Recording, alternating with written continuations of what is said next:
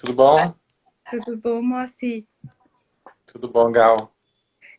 Bom, muito boa tarde. A gente já tem bastante gente aqui, Moa. Que bom.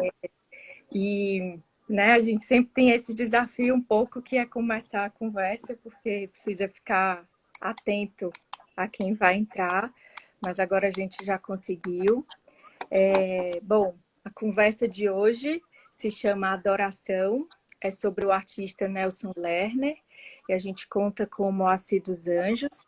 Eu me chamo Galciane Neves, sou professora e curadora e estou mediando a série Lugares de Encontro, Palavras Críticas, promovida pela Galeria Almeida e Dale. Bom, os trabalhos de Eleonora Tucó, José Leonilson, Nelson Lerner e Elliot Sica são temas de conversas com Fernanda Pita, Ricardo Rezende, Moacir dos Anjos e Isabela Pucu. Os vídeos das lives sobre a artista Eleonora Icó com Fernanda Pita e sobre o artista Leonilson com Ricardo Rezende já estão no YouTube da galeria. E hoje a gente continua a série com o Moacir. Bom, essa série tem alguns disparadores, algumas motivações, e eu continuo hoje uma conversa tentando trazer uma dimensão do trabalho do Nelson Lerner com o Moacir.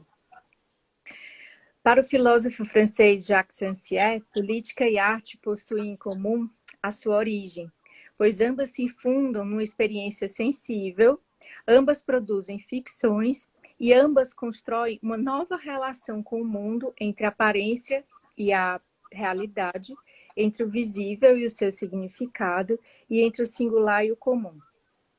Tendo isso em mente, exercícios de crítica e curadoria no Brasil caminham de mãos dadas, são vasos comunicantes e ocorrem no calor da hora de muitos acontecimentos, sejam eles artísticos, sociais, estéticos, políticos, humanitários. Assim, crítica e curadoria tentam acompanhar uma espécie de agora de nossas experiências, reafirmando seu engajamento político, comprometendo-se com processos de pesquisa e acabam, assim, contribuindo com um debate da arte e da política. De caráter empírico, de caráter experimental e também permeável, as práticas críticas e curatoriais contribuem também para uma construção historiográfica no Brasil. Moacir dos Anjos, sem dúvida, é desses curadores cuja prática e temas que levantam em seus textos e exposições contribuem imensamente para esses debates. Moacir, muito obrigada por estar aqui. Vou fazer uma breve apresentação sobre você. O Moacir é pesquisador da Fundação Joaquim Nabuco, foi curador da 29ª Bienal de São Paulo em 2010 e de muitas mostras, dentre elas Cães Sem Plumas, em 2014, A Queda do Céu, em 2015, Emergência, em 2017, Quem Não Luta Tá Morto, Arte, Democracia e Utopia, de 2018, é autor dos livros Local, Global, Arte em Trânsito, Arte Bra Crítica e Contraditório, Arte, Globalização e Pertencimento. Foi curador de 2 exposições do Nelson Lerner, Adoração e Vestidas de Branco, a primeira em 2002 e a última em 2008. De novo, muito obrigada. Acho que essa Obrigado, conversa Gal. foi muito, muito legal. Vou fazer uma brevíssima apresentação do Nelson. Bom, acho que 4 adjetivos para falar do Nelson Lerner, né? Contestador, irônico, questionador e provocador. Nelson sempre buscou construir espaços para sua prática artística com engajamento político. Um dos grandes representantes do vanguardismo brasileiro na década de 60, o artista questionou a própria noção de arte e as estratégias de circulação do objeto artístico. Em 1966, fundou o Grupo Rex. Também foi professor e protagonizou com seus trabalhos importantes capítulos da arte brasileira. Bom, Moacir, minha primeira pergunta para você é sobre os processos de produção do Nelson, né? Como eu disse, muito irônico, muito crítico. Ele tinha uma frase que se tornou muito conhecida entre os alunos, que era: a arte não é como desfile de carnaval, por isso não precisa do quesito originalidade. Em 80, o Lerner levantou outra polêmica ao ter sua exposição em uma galeria cancelada e, como protesto, ele lançou um texto que a primeira frase é: consegui 20 anos de tentativas para finalmente chegar onde queria. Venda garantida, arte compromissada, arte comercial pura. Bom, o Nelson vendeu seu primeiro trabalho só em 91, né? Isso tudo para introduzir algo que eu acho que é bastante latente, que foi bastante latente no trabalho do Lerner, que é a noção de arte foi um alvo para ele, né? A própria arte foi um alvo para o Nelson Lerner, com suas apropriações, críticas aos cânones e às regras do sistema da arte. E aí, Moacir, a minha pergunta é, como ele articulava esses procedimentos de destituição do valor de culto da obra de arte com uma espécie de zombaria de crítica institucional? Eu acho que é aí que a gente começa a puxar um fio para discutir o trabalho do Nelson. É bom. Boa tarde, Gal. Obrigado pelo convite, pela introdução.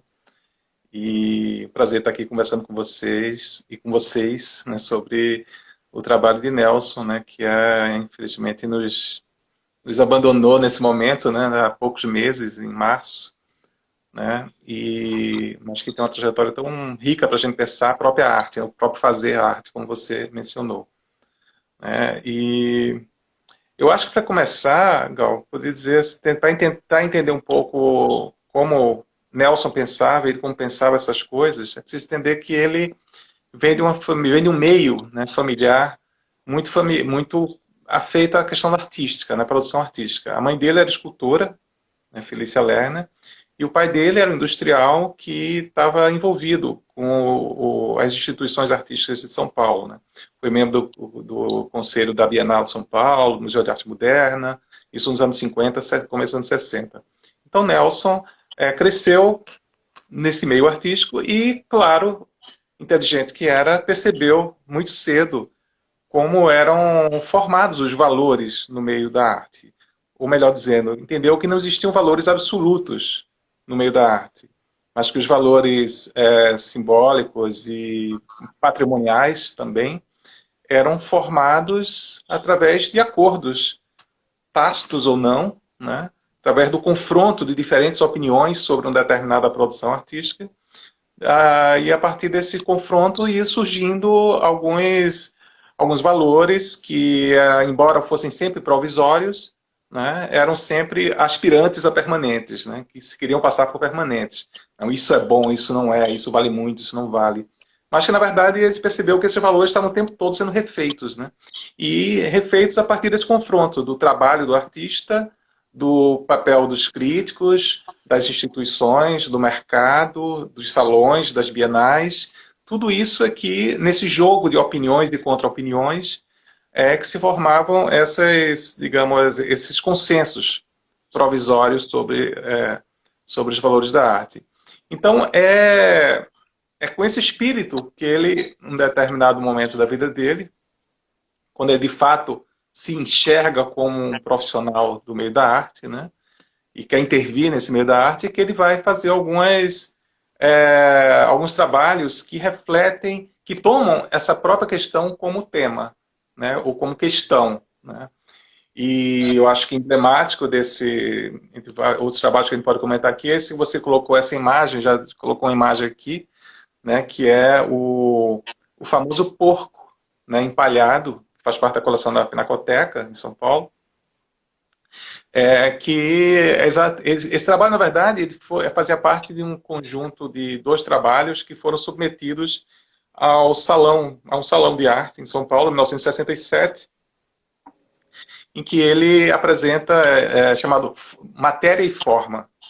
Matéria e Forma porque um desses 2 trabalhos, que esse era o porco, mas tinha uma linguiça enrolada no pescoço do porco.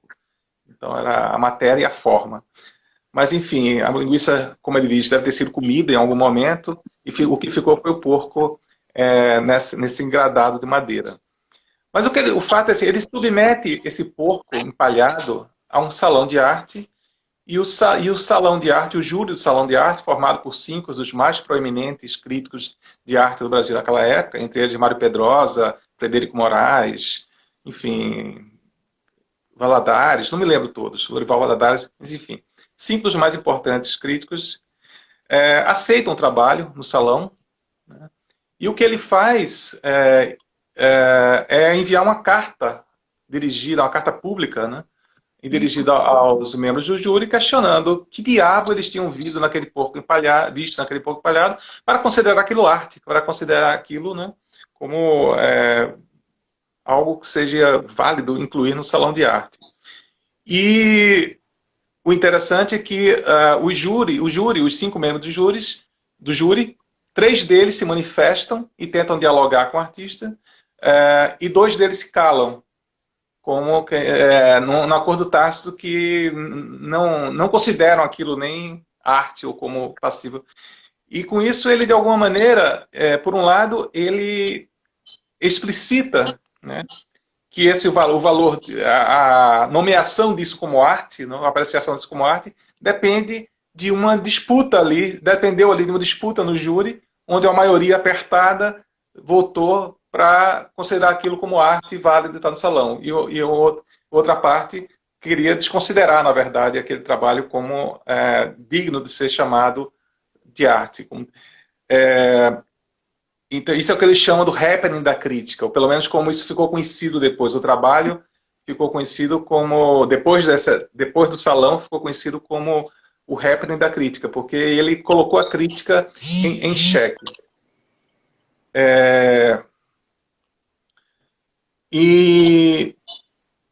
Mas, por outro lado, é interessante pensar nesse trabalho também como um trabalho que remete à herança do Champiana, que Nelson carrega. Ou seja, o legado, como para ele é importante o legado de Marcel Duchamp. Não necessariamente nesse momento, porque nesse momento talvez ele não tivesse nem acesso, não tivesse nem contato com a mostra do Duchamp, mas como estão conectados os trabalhos, as trajetórias. Porque, principalmente pensando que Marcel Duchamp, lá em 1917,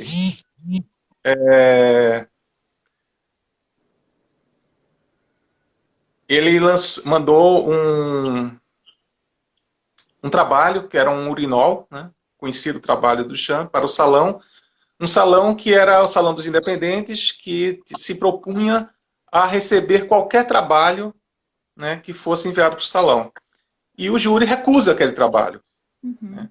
O trabalho tinha sido mandado anonimamente por um artista já reconhecido como Duchamp naquele momento, né? E ele manda anonimamente, o trabalho é recusado. Aí ele revela a sua identidade e diz: ué, que diabo é isso? Vocês não iam aceitar todos os trabalhos? Né? E assim ele revela que, na verdade, existe um critério, existe um combate, um confronto de ideias sobre o que é arte nesse campo. Né? O que Nelson faz é justamente o diferente. É o oposto quase, porque ele pergunta não por que é que não aceitaram o meu trabalho, mas sim por que aceitaram o meu trabalho. Né? Por que aceitaram, não Mictório, mas aceitaram um porco empalhado como trabalho. Né? Isso revela que se em 1917 essa ideia não tinha de que qualquer coisa recolhida do mundo e inserida no mundo da arte pode ser considerada arte, né? Nos anos 60, no Brasil, parece que, pelo menos para aquele júri, hegemonicamente, essa ideia já tinha sido estabelecida, já tinha sido aceita. Né? E, portanto, um porco pode sim, por que não, ser considerado uma obra de arte. Né? Então, é um trabalho que, pensado historicamente, é um trabalho muito relevante para entender, né, como esses critérios de valoração, né, são frágeis e são mutáveis e são transitórios, né, e podem ser alterados ao longo do tempo, né, nesse confronto entre artistas, curadores, críticos, salões, etc. E tem outros trabalhos que ainda dos anos 60, tem pelo menos 2 trabalhos, né, que a gente pode falar que transitam nessa ideia, nessa relação com o que está instituído, né, e o questionamento de valores. Talvez, Gal, antes, não sei se você tem a imagem do Homenagem a Fontana. Tenho. Dá para inverter? Pronto.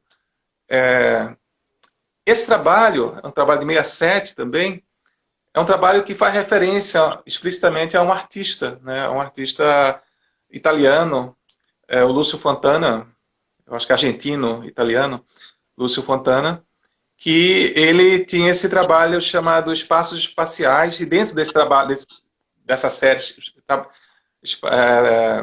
tinha um chamado Rasgos, em que o Fontana preparava uma tela, pintava ela toda preparada, aquele espaço onde, de acordo com a tradição ocidental da pintura, tudo cabe, né? Tudo é possível ser construído ali.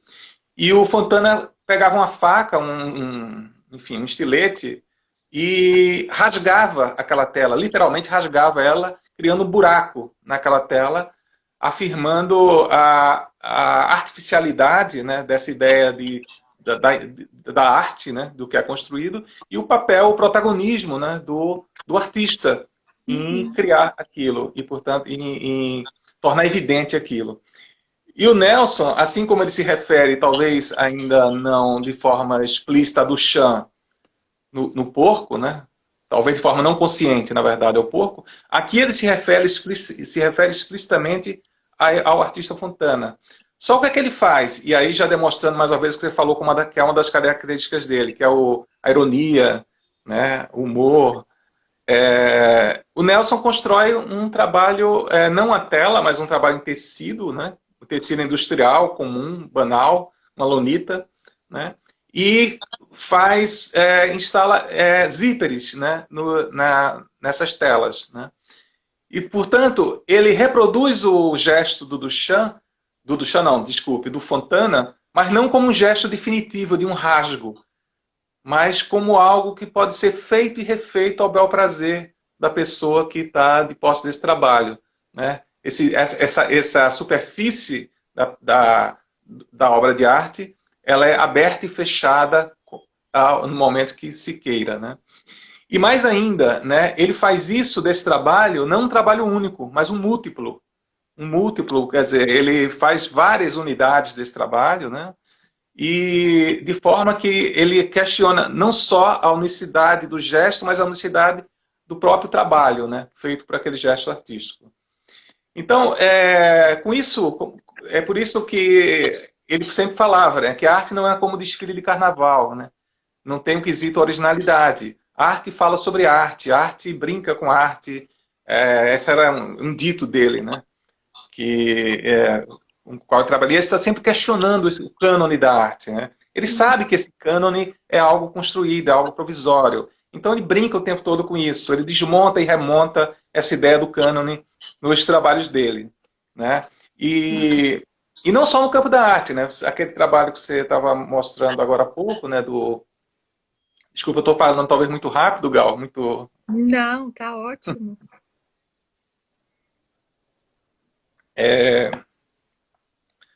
Esse é um trabalho de 66, eu acho, né? Sim.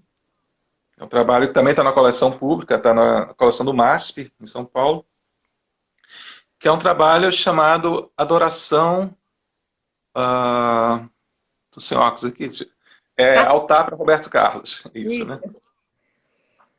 Então, esse trabalho, claro, 66, estamos aí no auge da Jovem Guarda, né? Roberto Carlos comandando o programa em escala nacional na televisão brasileira, né? Um super ídolo, né? Talvez um dos primeiros ídolos de massa no campo nesse novo momento em que a televisão, né, aparece no Brasil, né? E tem essa penetração nacional. E Roberto Carlos tinha 20 e poucos anos, né, e era um grande ídolo brasileiro, da música brasileira. E o que é que ele faz? Ele cria uma estrutura que você vê aí do lado direito, a estrutura vermelha, carmim, né, que remete a uma coisa quase como um altar. Né? E dentro dessa estrutura, é uma estrutura que antes dessa estrutura você tem uma roleta, então você tem que passar por uma roleta, você tem que supostamente pagar algum tributo para entrar nesse espaço, né? Uma entrada, ou um dízimo, sei lá, alguma coisa, mas você tem que contribuir com alguma coisa e entrar, supostamente. E dentro você encontrava justamente o altar, né?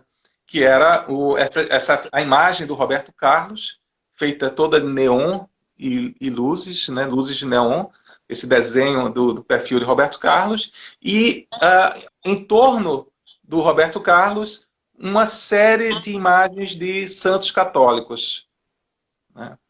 E em tamanhos menores que a imagem do Roberto Carlos, como se Roberto Carlos fosse realmente o santo ali a ser adorado, e todas as imagens dos santos católicos fossem periféricas, né, menores a ele. E aí, é claro, ele está fazendo uma brincadeira, né, afirmando essa adoração que existia por Roberto Carlos naquele momento, né?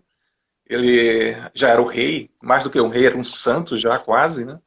Então, ele coloca Roberto Carlos, reafirma Roberto Carlos nesse papel, né, de alguém a ser adorado como um santo, né? Mas, ao mesmo tempo, ele mostra um pouco o absurdo que é isso, o ridículo que há nesse processo de consagração e de celebração, de canonização de um artista, seja um músico, seja um artista visual, seja um cineasta, enfim, um ator. O absurdo, o ridículo que há em considerar um artista ser famoso bastante para ser adorado como um santo. Então, Nelson, ele está o tempo todo fazendo isso, ele está fazendo elogios e críticas a esses artistas canônicos, né? Está incorporando eles no próprio trabalho e, ao mesmo tempo, mostrando o que há de pueril nessa celebração desses artistas, dessas obras, né? Uhum. E, enfim, isso é algo que vai marcar muito a trajetória dele. Inclusive, marcar a trajetória dele do ponto de vista autorreflexivo, né? O próprio Nelson, mesmo depois que começa a vender e se torna um artista reconhecido, né, ele o tempo todo está brincando com isso, ou está questionando o trabalho está sempre caminhando entre uma espécie do que a gente acha que poderia ser uma homenagem, mas também uma desclassificação, né? Do ponto de vista material, do ponto de vista da arte, do ponto de vista de uma maneira geral, do comportamento humano e da cultura de massa, né? Eu acho que esse termo de desclassificação é algo que está muito presente no trabalho dele, né? E desclassificação justamente nesse sentido de que ele buscava muito desfazer as hierarquias, ou desfazer as classificações, né? Bagunçar as classificações, né? Desmanchar aquilo que está instituído como categorias, né? Então, desclassificação. E desclassificação também no outro sentido, que é aquele de você rebaixar, né? Isso é uma coisa desclassificada, é uma coisa que não tem nenhuma aura, né? Vamos rebaixar isso, né? Tudo está lá no chão, assim, nada é grandioso bastante para ser alçado a uma condição de melhor do que os outros, ou do que as outras coisas. Então, isso era muito importante para ele, esse processo de desclassificação. E ele fazia isso desde os anos 60, com esses exemplos que a gente mencionou aqui, e continua a fazer isso a vida toda, com uma série de projetos, né? Projetos e com a própria carreira dele, com a própria... Ele, é engraçado, ele considerava que a obra dele era um erro. Existia um erro na obra dele. Numa entrevista que ele deu para o catálogo da exposição Adoração, que você mencionou, que foi realizada no Museu de Arte Moderna Luiz Magalhães, no Recife, em 2002. Né? Eu estava até revendo aqui o catálogo da exposição Adoração. E ele acaba, uma longa entrevista que ele dá nesse livro, né? E ele termina a entrevista dizendo o seguinte: eu acho que tudo para mim aconteceu tardiamente. Eu sempre fugi à regra. E penso muito sobre qual é o erro. Ou onde estaria o erro nisso. Eu deveria ter sido chamado para a Bienal de Veneza há 20 anos atrás. Ele tinha acabado de ser chamado para a Bienal de Veneza em 2000, por aí. 99, 2000.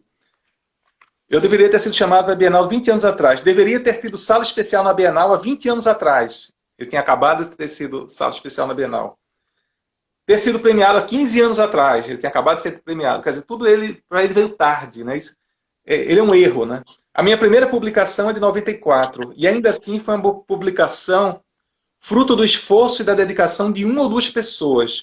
O livro saiu suado, tardio, caindo aos pedaços, depois de muitos alunos meus já terem livros publicados. A consagração dos artistas hoje começa a vir numa faixa de idade dos 20 e poucos anos. Então, qual é o erro? Algum erro há nisso. Eu não sei realmente qual é o erro. Eu sempre mostro que há um erro, mas não sei qual é. Eu respondo com a pergunta, qual é o erro? Eu acho muito legal esse jeito, porque ele não se coloca distante do que ele está refletindo, daquilo que ele está refletindo. Ele é parte daquilo. Ele é parte desse mecanismo que ele está criticando, que ele está zombando, que ele está ironizando, né?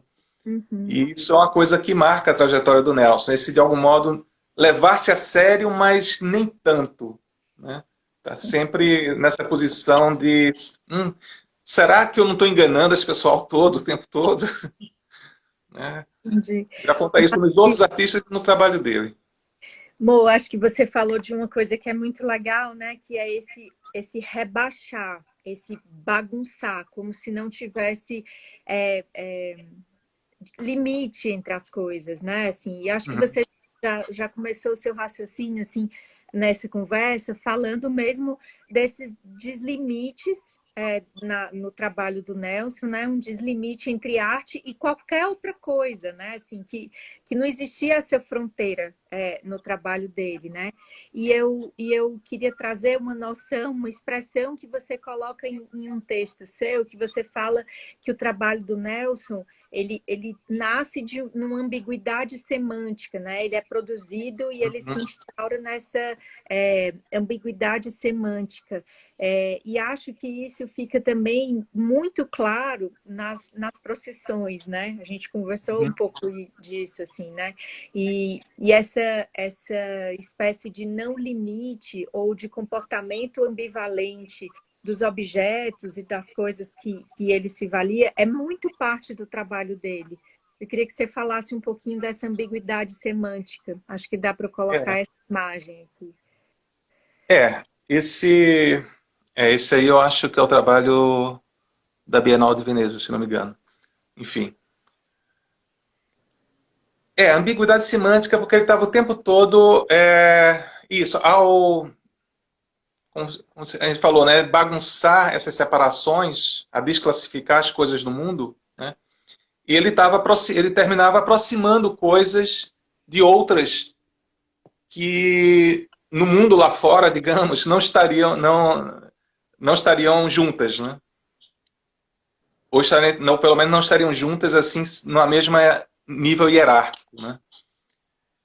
Então, e muito característico dessa ideia são esses trabalhos que ele desenvolve, eu acho, desde os anos 90, que são esse aglomerado de figuras profanas e religiosas, né, que ele coleta em lojas de santos, em lojas de candomblé, em bancas de revista, em lojas de brinquedo, enfim, onde há essas representações de figuras de Mickey Mouse, de Zé Pilintra, de Batman, de Super-Homem, de São Jorge, de Jurema, enfim, todo esse universo que no mundo lá fora está separado, né?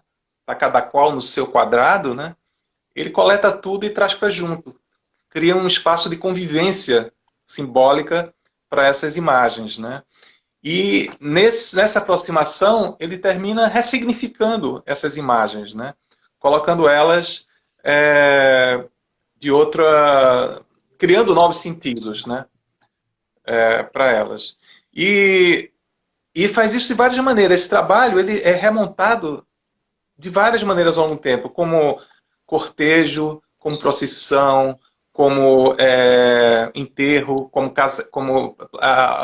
casamento, como embate, como celebração.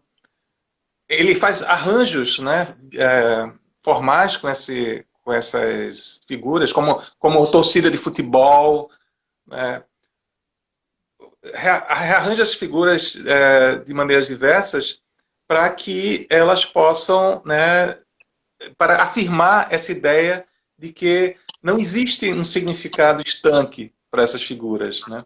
Ou para qualquer coisa do mundo, né? As coisas do mundo estão aí sendo o tempo todo ressignificadas de acordo com o contexto em que elas estão inseridas, né? É por isso que a gente pode pensar esses trabalhos, né? Se a gente pode pensar esse trabalho como uma espécie de multidão, né? Ele termina criando um espaço que é o espaço da multidão, né? Mas, ao mesmo tempo, ele não apaga a individualidade de cada um desses elementos nessa multidão, né? Por outro lado, ele também não afirma uma identidade fixa desses elementos, né? Os elementos têm uma diferença entre eles, né? Mas ele é uma diferença que está tendo sempre todo renegociada. Nessas junções, nessas multidões, né, ele não apagava, mas ao mesmo tempo não deixava que sumisse as identidades Isso. dos objetos, né? Exato. É uma forma, ele é um conceito, inclusive, assim, bem sofisticado de identidade, né, desses bonecos. Quer dizer, que não são identidades fixas, são identidades moventes o tempo todo, de modo consciente ou não, de modo consciente ou não, ele termina refletindo sobre uma ideia de identidade, né, contemporânea que todos nós vivenciamos, né, que é isso, que nós sermos muitas coisas ao mesmo tempo, né, ou sermos coisas distintas, seres distintos em função dos contextos em que a gente está inserido, né? Então, esse trabalho das multidões, ele foi montando várias vezes e toda vez que montava, ele dava um título diferente, né? Isso. Toda vez que ele montava, dava um título diferente e montava de uma maneira diferente, né?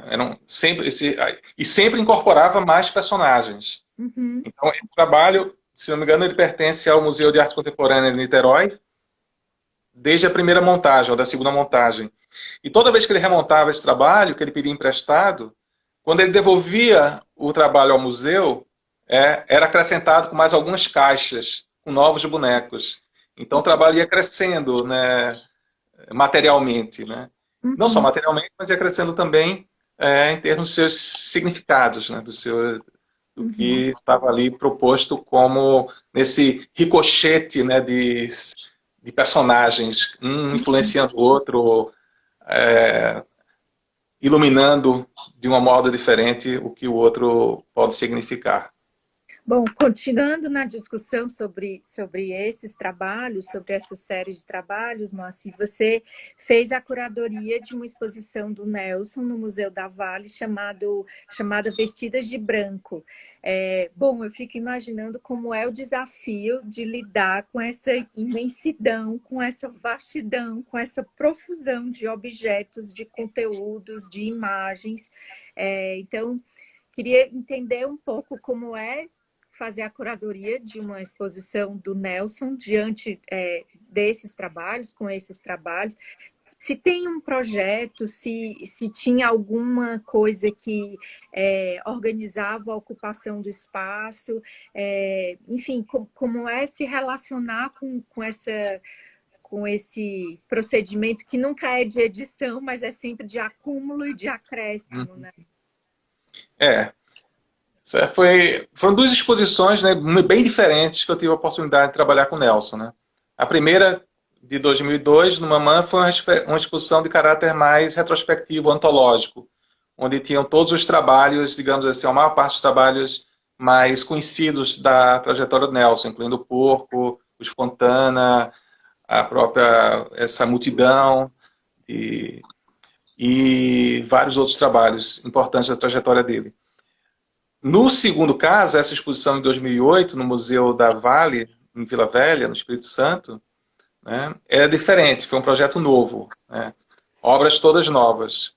Né, e é um projeto, ele foi convidado pela direção do museu para fazer uma exposição lá, né, e me convidou para fazer a curadoria. E ele foi motivado, depois de uma visita lá, para quem conhece lá o Museu da Vale, sabe que, como ocorre em várias cidades, ali é o lugar onde as noivas frequentemente fazem suas fotografias já vestidas para compor seus álbuns, né, de casamento, né? E ele ficou muito fascinado com isso, achou, imagina, começou a pensar as possibilidades, né, de como se relacionar com o universo que é aquilo que ele trabalha, né, com esse universo popular, com esse universo ritualístico também, né, das noivas se fotografando ali, num universo reconhecidamente, ou pelo menos reconhecido como um universo meio kitsch também naquelas fotos, com aquelas flores, com aquelas poses, com tudo aquilo. Então, ele resolveu fazer um trabalho em cima disso, uma exposição, na verdade, uma série de trabalhos articulados em cima da ideia do casamento, né? E ele partiu da ideia do casamento, da cerimônia do casamento, né? Que é essa foto que você está mostrando aí, que era de novo a multidão, os bonequinhos, né? Que ele vai remontando, que nesse caso era a audiência do casamento. Era a audiência do casamento e o casal está lá no altar, não tem padre, não tem juiz, não tem nada, mas está lá o homem e a mulher e os dois com máscara, esses manequins com máscara de macaco, né? E em vez do buquê é uma palma de banana que a mulher, a noiva, está segurando, né? E a figura do macaco vai entrar em vários trabalhos dele. Antes e depois desse daí, está presente como uma ironia em relação à suposta superioridade do homem, né, diante do macaco, enfim, com uma zombaria a respeito dessa seriedade com que o homem se auto-imbui, né? Mas o fato é que a partir dessa cerimônia, e aí foi gostoso trabalhar como curador com ele nisso, a gente foi pensando junto assim, bom, e o que é que acontece depois, né? E ele foi fazendo uma historinha, né? E cada desdobrado dessa historinha se transformava num novo trabalho, que ocupou todo o galpão do museu, que é bem, para quem conhece, é um grande galpão, bastante comprido, deve ter, sei lá, mais de 100 metros de comprimento, ou talvez uns 100 metros, e ainda os jardins do museu, com duas obras ali já saindo quase do galpão. Então tinha o casamento, depois da cerimônia o que acontece? O bolo. Então tinha lá o bolo, tudo kitsch, muito no limite assim do mau gosto, né?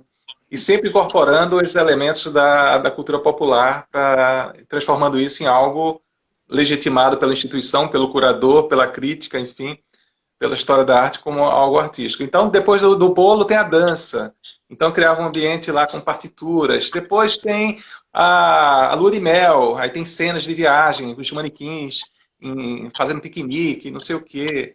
Depois tem sexo, então tem lá os manequins cheio de instrumentos fálicos, objetos fálicos na cama. Depois tem as crianças, aí tem o berço e não sei o quê. Enfim, ele foi criando toda uma história assim do casamento. E aí a gente pode pensar também que aproximações que talvez tivesse na cabeça dele, né? Entre o universo da arte e a instituição casamento, né? Que são, assim como a arte, o casamento também necessita e reproduz convenções, né? Inclusive para testar o que é o amor, né? do casamento, o que é que faz as pessoas se casarem, né? As convenções que fazem com que, por mais que elas sejam contestadas ao longo das décadas, né? Mas ainda existe muito, né? É majoritário, talvez, esse desejo, né, das pessoas, dos enamorados, dos apaixonados, se casarem numa cerimônia, seja religiosa ou não, mas uma cerimônia, depois ter uma festa, e celebrar, e constituir uma família. Então, toda a ideia de casamento, de família, tem uma relação, né? Ela se sustenta em convenções, assim como a arte sustenta convenções. E assim como a arte, as convenções da arte aspiram a certa perenidade, né? As convenções do casamento também aspiram a essa perenidade. Embora a gente saiba que tanto uma quanto as outras são transitórias, são frágeis e se desmancham, né? Seja socialmente, seja individualmente ao longo da passagem do tempo. Então foi muito bacana fazer isso, essa exposição. Foi muito instrutivo do ponto de vista curatorial para mim, né? Acompanhar o pensamento de um artista como Nelson, né?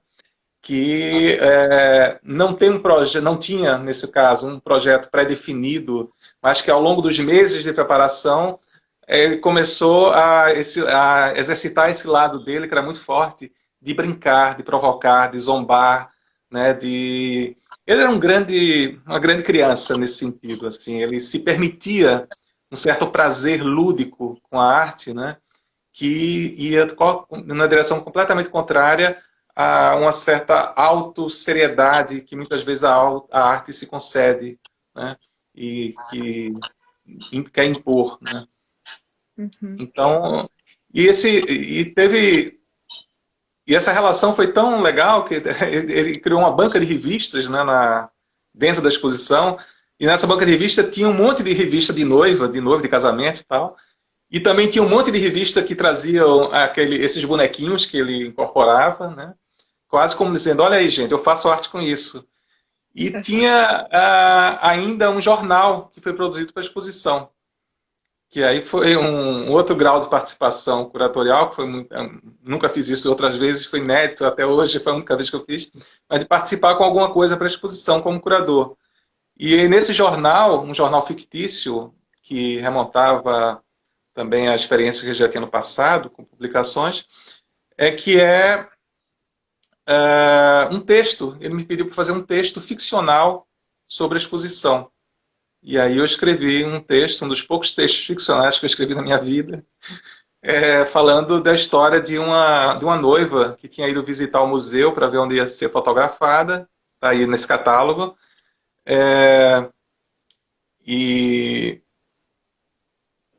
a noiva era encontrada, um dia de manhã, quando o museu é aberto, a noiva é encontrada, não com a roupa comum que ela estava visitando a exposição no dia anterior, mas com um vestido de noiva. E aí tem todas umas indagações sobre o que teria acontecido, aquele mistério na cidade, ninguém sabe, parará. Enfim, então tinha essas várias camadas, né, de narrativas estavam sendo criadas ali e de associações entre o mundo da arte e o casamento sendo uma instituição né, fundada em convenções, assim como é a arte. Uhum. Então foi uma experiência, eu acho que única, assim, em termos curatoriais, do ponto de vista que foi um processo muito partilhado e foi uma oportunidade de acompanhar o pensamento do Nelson enquanto ele ia criando esses trabalhos. Uhum. E aí, Moacir, você também teve uma outra experiência que foi na 29ª, né? De montar trabalhos tanto do Nelson como do Grupo Rex, que naquela situação a gente contou também com o apoio da Fernanda Lopes. Então, eu queria que você falasse um pouco também desse processo, como foi olhar para as salas da Bienal, como foi a conversa com ele sobre o Grupo Rex, né? Acho que é bom botar aqui uma imagem do exposição, não exposição. Sim. Pois é, o Grupo Rex, esse grupo que o Nelson, para quem não conhece, é o grupo que o Nelson participou em meados dos anos 60, em 65, 67, por aí, 66, 67, por aí, com outros artistas. Tinha o Geraldo de Barros, o Fajardo, o Zé Rezende, quem mais? Quem era mais? O Wesley Dupili, e tinha o Nasser, eu acho. Isso. E mais o Nelson Lerner. E esses artistas criaram uma galeria de arte em São Paulo, nesse período, a Galeria Rex, que era uma galeria de artistas que era um coletivo e meio anárquica também, né? A ideia era que eles vendessem as obras, mas não deu muito certo comercialmente, a verdade é essa, não conseguiram. E durou 1 ano e pouco só essa galeria. Mas foi muito importante para o meio artístico de São Paulo, justamente por ser uma intervenção nesse próprio meio, né? É uma maneira desses artistas intervirem na ideia de arte, não só através de seus trabalhos, mas através de uma galeria de arte que fugia aos padrões das galerias da época, né? E aí, essa galeria de arte, ela acabou com um trabalho do Nelson Lerner, na verdade, uma exposição, o último evento dessa galeria de arte foi uma exposição do Nelson Lerner, chamada Exposição Não Exposição, em que ele anuncia a exposição com trabalhos novos, inéditos dele, né, expõe esses trabalhos e anuncia que os trabalhos não vão estar à venda, mas vão estar disponíveis de graça para quem chegar primeiro e para quem se interessar pelos trabalhos. Pode levar para casa. Tem que levar para casa. A condição é essa. E ele faz trabalhos, e só que ele criava algumas dificuldades para esses trabalhos serem levados. Acorrentava um trabalho na parede, outra vez colocava um tanquezinho de água para você alcançar o trabalho, tem que passar pela água, coisas assim. E o fato é que uma multidão acorreu à galeria, né? E em poucos minutos a galeria estava completamente esvaziada, os trabalhos depredados ou levados. Enfim, foi um verdadeiro vandalismo, um ato de vandalismo dos frequentadores.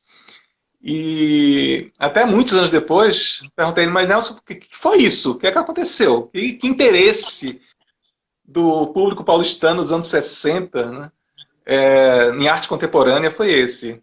E ele acha que, na verdade, não era interesse pela arte coisa nenhuma. É uma coisa assim, alguma coisa que vale alguma coisa é de graça.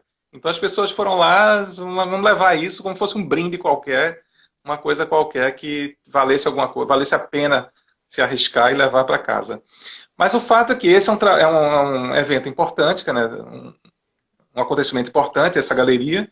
E na 29ª Bienal, eu e Agnaldo Farias, que dividimos a curadoria, achamos importante, né, numa exposição que discutia essa relação entre arte e política em várias camadas, de várias maneiras, e Gal participou conosco lá nesse projeto, quando nos conhecemos, da Bienal, e achamos que seria interessante ter uma sala dedicada ao Grupo Rex, né, para mostrar o que foi essa galeria, as implicações políticas, não no sentido mais comezinho da palavra, mas no sentido amplo de questionar alguns dos valores que regiam, né, esse campo das artes visuais. Como esse trabalho dessa galeria, a experiência da galeria foi importante. E muita gente não conhecia, muitos brasileiros, inclusive, não conheciam, mais jovens, não conheciam a experiência, né? Estrangeiros nem se fala, então foi muito importante para a Bienal poder exibir um conjunto de trabalhos, não só de Nelson Lerner, mas dos vários artistas participantes, buscando mostrar trabalhos feitos naquela época, né? Não necessariamente, não todos trabalhos feitos na Galeria Rex, mas trabalhos daqueles artistas naquele momento em que a Galeria Rex existiu. E para fazer a curadoria dessa sala, né, a gente convidou a querida colega Fernanda Lopes, né, carioca, que tinha recém-publicado um livro, está aqui, a Experiência Rex, uma pesquisa que Fernanda fez justamente sobre o Grupo Rex, né, sobre a existência desse grupo. E foi claro que tivemos a oportunidade de dialogar com os artistas, né, os que estavam vivos, né, naquele momento, que tinham participado, e os artistas, entre nós e Fernanda e os artistas, houve uma conversa para construir aquela sala de um modo, com um espírito, né, próximo do que foi aquele evento. Inclusive, na proximidade dessa sala, ou dentro da própria sala, não me lembro bem agora, talvez você se recorde, estava o Adoração, de Roberto Carlos. Isso.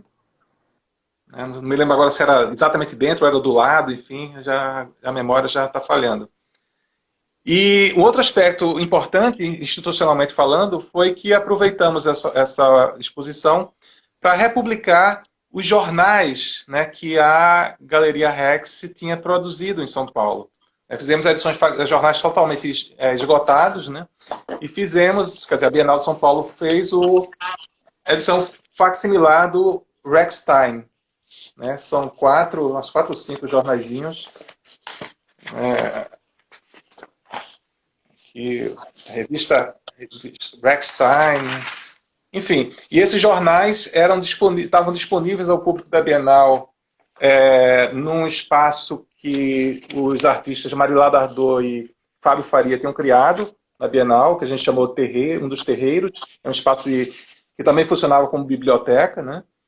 E foram distribuídos para várias instituições e bibliotecas no Brasil, instituições de arte, para terem nos seus arquivos, né, o registro dessa edição facsimilar do Rex Time, jornal.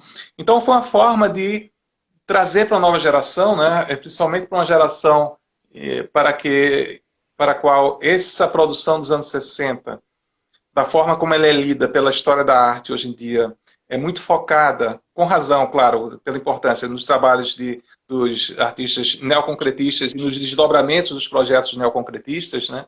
Nos anos 60, a arte chamada arte experimental brasileira, né?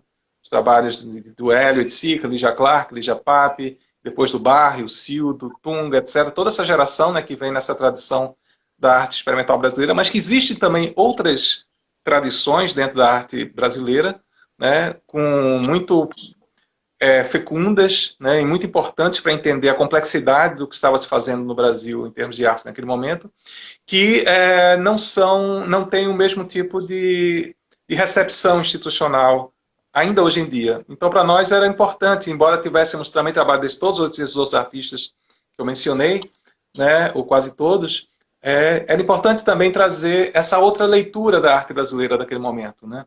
Complexificar um pouco as narrativas do que seria a arte brasileira dos anos 60. Foi um período tão politizado e tão marcado, e tão importante para a constituição disso que a gente entende hoje como arte brasileira contemporânea, né? É nos anos 60 que essas sementes são lançadas e começam a germinar, mas não é só essa que a gente chama hoje em dia de arte experimental brasileira. Existia outros tipos de experimentos que não estão catalogados dessa maneira, mas que são igualmente importantes para a gente entender todas essas ramificações que frutificam hoje, né, na diversidade da nossa produção mais jovem. Uhum. Moa, para finalizar, a gente nem tinha pensado nisso, mas será que você consegue pensar do que a arte brasileira se ressente com a perda do Nelson? Eu acho que, pensando no Nelson, assim, um traço que me vem à mente, assim, das coisas que a gente falou, inclusive aqui, eu acho duas coisas talvez se ressinta, né? A arte brasileira se ressinta nesse momento, e a gente entende até os motivos para isso, né? Humor, né? Humor, e humor, não falo só humor, esse humor do riso fácil, né? Esse humor do escracho, não. Eu falo na capacidade, na potência política do humor, né? Como o humor pode ser algo que corrói certezas também, o que nos coloca numa posição de incômodo, né? Numa posição de ser obrigado a repensar algumas certezas que a gente carrega, né? Então, acho que isso é uma perda, porque ele epitomizava talvez essa questão do trabalho dele, mas perde também, eu acho, esse caráter autorreflexivo do artista. Essa capacidade de um modo muito sério, não se levar a sério, né? De levar muito a sério essa história de não se levar muito a sério, né? De se colocar o tempo todo numa posição de crítica, de autocrítica, né? De achar, bom, será que isso tem importância mesmo? Ou será que eu não estou enganando todo mundo? Ou será que... Porque é isso, assim, entender, do mesmo jeito que ele colocava aqueles bonequinhos lá e estava ressignificando eles o tempo todo, né? Ele que se colocar na posição, talvez, de um bonequinho daqueles, né? Como ele, junto de outras pessoas, de outros artistas, de outras situações políticas, sociais, o trabalho dele também se ressignificava e poderia ter outros sentidos, né? De algum modo, ele se autodesclassificar, né? Nesse sentido.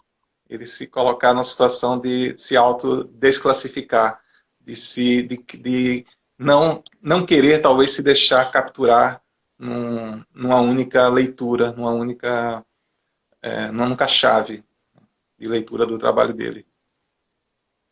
Eu acho que são essas duas coisas que me vêm à mente, assim, de perdas, além, claro, da figura humana, dos muitos amigos que ele deixa, dos muitos ex-alunos, né, que ele tem um papel fundamental também como professor, teve, né, ao longo da carreira dele.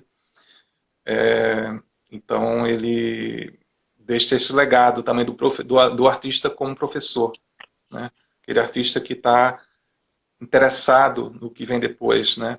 E é muito interessante que muitos dos ex-alunos dele, que realmente foram alunos dele ao longo de anos, né, boa parte, talvez a maior parte, não, o trabalho desses alunos, desses artistas hoje conhecidos, não tem a menor semelhança com o trabalho do Nelson.